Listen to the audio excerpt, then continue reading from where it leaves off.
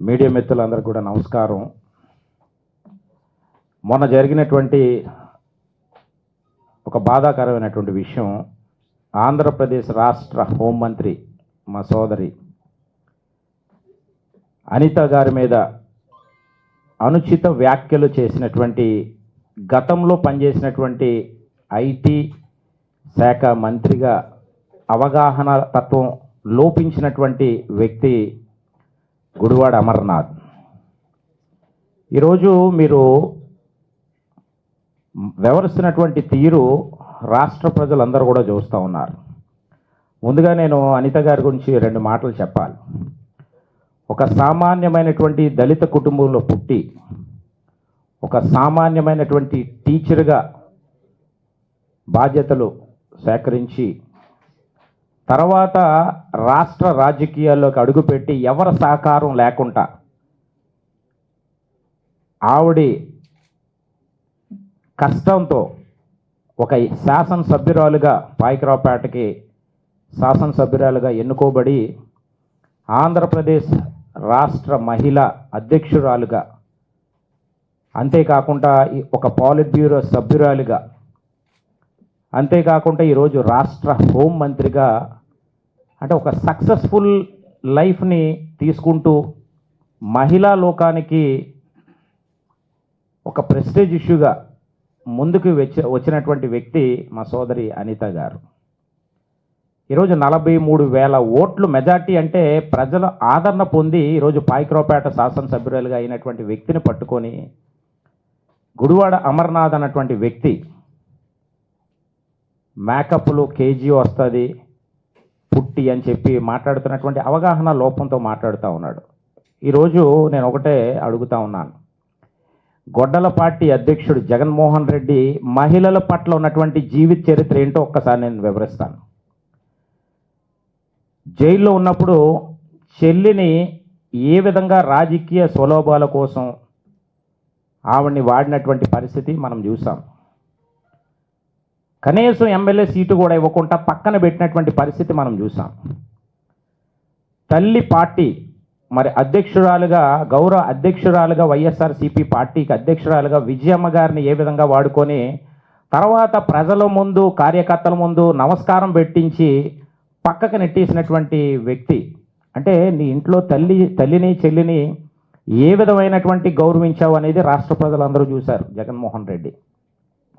రెండోది, మా భువనమ్మని కంటతని పెట్టించావు, అసెంబ్లీలో అవహేళన చేసి ఏ విధంగా నీ కుక్కలతో అసెంబ్లీలో నువ్వు మాట్లాడించినటువంటి విధానం.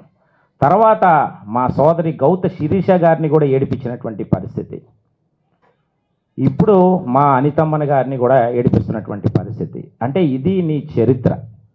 అంటే మహిళల పట్ల ఏ విధంగా నీకు గౌరవం ఉందో అనేది క్లియర్ కట్గా అర్థమవుతోంది. రెండోది, సజ్జల భార్గవ రెడ్డి అనేటువంటి ఒక వెధవతో సోషల్ మీడియాలో కూడా మహిళల పట్ల ఏ విధంగా అసభ్యకరమైనటువంటి పోస్టులు పెట్టించి మహిళలను ఏ విధంగా క్రించపరిచే పద్ధతిలో నీ ప్రభుత్వ హయాంలో నడిచిందో రాష్ట్ర ప్రజలందరూ కూడా చూశారు. ఈరోజు జగన్మోహన్ రెడ్డికి నేను ఒకటే సమాధానం చెప్తా ఉన్నాను, మహిళలంటే నీకు గౌరవం లేదు. ఈరోజు ఆర్టిఫిషియల్ ఇంటెలిజెన్స్ ద్వారాగా దేశం ముందుకెళ్తూ ఉంటే మహిళలకి 33% రిజర్వేషన్స్ ఇస్తూ ఈరోజు ముందుకు నడిపించాలన్నటువంటి ఆలోచన విధానంతో అన్ని రంగాల్లో ఈరోజు మహిళలు మగవాళ్ళకి ధీటుగా సమానంగా ఉన్నారని ఈరోజు దేశంలో వాళ్ళని ఏ విధంగా ప్రోత్సహించే విధంగా ఈరోజు దేశం కానీ రాష్ట్రం, ముఖ్యంగా ఆంధ్రప్రదేశ్ రాష్ట్ర ముఖ్యమంత్రి నారా చంద్రబాబు నాయుడు గారు ముందుకు తీసుకెళ్తూ ఉంటే నీ సంస్కృతి మాత్రం ఈ విధంగా వ్యవహరిస్తున్నటువంటి తీరు ఇది మంచి పద్ధతి కాదు. ఈరోజు నేను గుడివాడ అమర్నాథ్కి ఒకటే నేను చెప్తా ఉన్నాను, అమర్, నీకు నాకు చాలా సంవత్సరాలు బట్టి సన్నిహితం ఉంది. నువ్వు బచ్చగడువు నా దగ్గర రాజకీయాలు రాకముందు. నీకు భిక్ష పెట్టిందే తెలుగుదేశం పార్టీ. ఆ రోజు రాజకీయాలు మీ నాన్న చనిపోయిన తర్వాత మూర్తి గారు, మీ అమ్మ అంటే మా అక్కే అవుతుంది, నేను అక్క అని పిలుస్తాను ఇప్పటికీ కూడా. అంటే మా గౌరవం, మా సంస్కారం ఇది.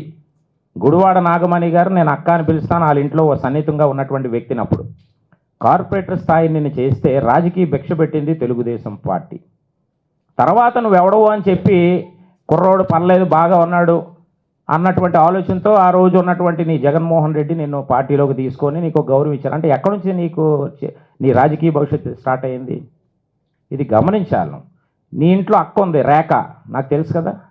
మరి మీ రేఖ కానీ మరి అనుష నీ వైఫ్ కానీ మరి మేము అలాగా తప్పుడుగా మాట్లాడితే ఎవరన్నా సరే సహించగలరు? అది విజ్ఞతతో మాట్లాడాలి. నేను అడుగుతా ఉన్నా, నీకు లాస్ట్ టైం కూడా నేను సవాల్ విసిరాను.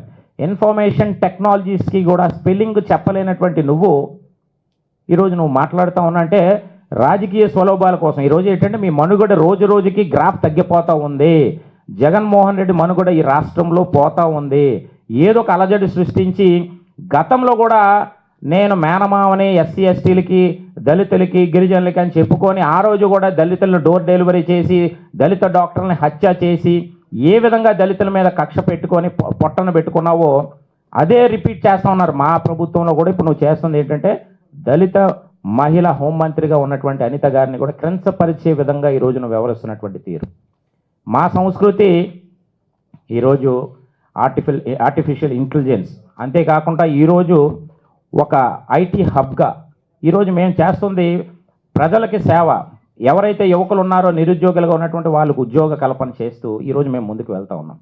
కానీ ఈరోజు మీరు వ్యవహరిస్తున్నటువంటి తీరు మహిళల్ని కించపరిచి, గతంలో కూడా మనం చూసాం అసెంబ్లీలో మాజీ మంత్రిగా ఉన్నటువంటి మరి మా సోదరి పీతల సుజాత గారిని కూడా అవహేళన చేసినటువంటి ఆ రోజు రోజా, ఆ రోజు కూడా మహిళతోనే నువ్వు క్రంచపరిచే విధంగా ఆ రోజు కూడా వ్యవహరించినటువంటి తీరు ఈ మానుకోండి మీరు. ఇంకా ఈ విధమైనటువంటి పరిస్థితిలో వెళ్ళడం అనేది ఇది మంచి పద్ధతి కాదు.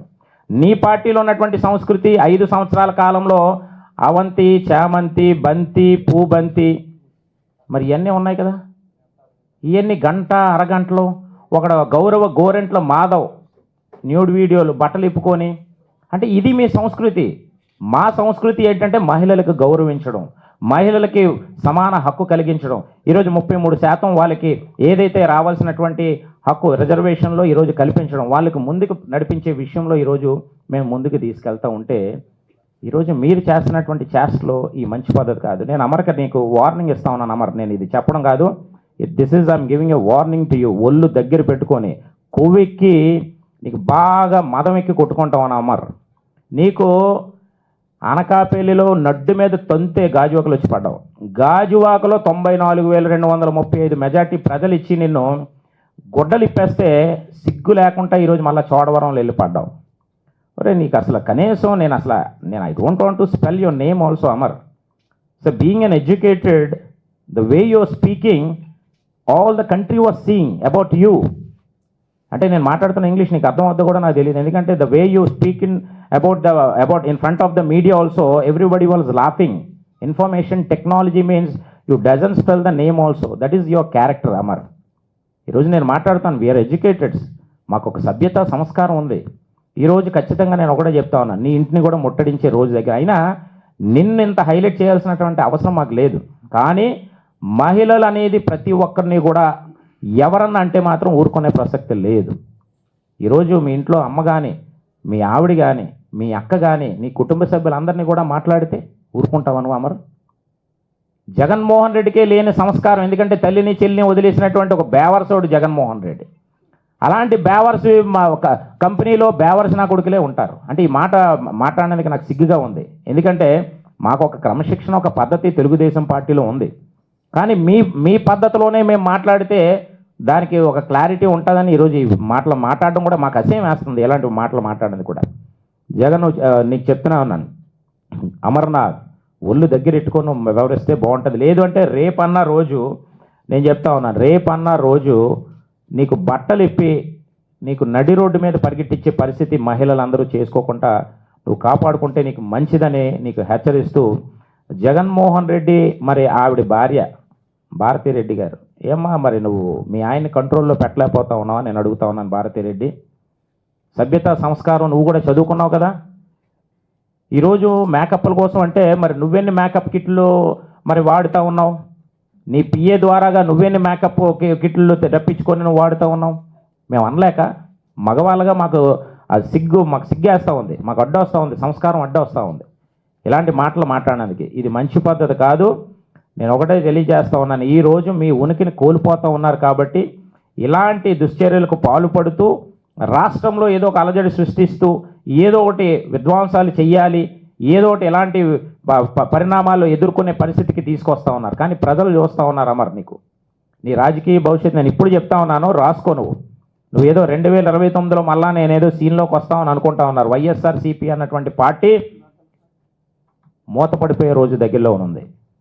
ఇది గుర్తుపెట్టుకో. నీ రాజకీయ భవిష్యత్తు, నీ రాజకీయ చరిత్ర కూడా ఈ రోజుతో ఇది క్లోజ్ అయిపోయింది అమర్. నువ్వేదో అనుకుంటా ఉన్నావు కాబట్టి నీకు హెచ్చరిస్తా ఉన్నాను. ఖచ్చితంగా బేషరతుగా నువ్వు అనిత గారికి క్షమాపణ కానీ చెప్పకపోతే మిందిలో నువ్వు ఎక్కడైతే ఉంటా ఉన్నావో నీ ఇంటిని మహిళా లోకం అంతా కూడా చుట్టుముట్టి అవసరమైతే నిన్ను మెడ పట్టుకొని లాక్కొచ్చి క్షమాపణ చెప్పే రోజు దగ్గరలో ఉంది. నువ్వు ఖచ్చితంగా క్షమాపణ చెప్పకపోతే అదే సీన్ రిపీట్ అవుతుందని నేను హెచ్చరిస్తా ఉన్నాను. Thank you.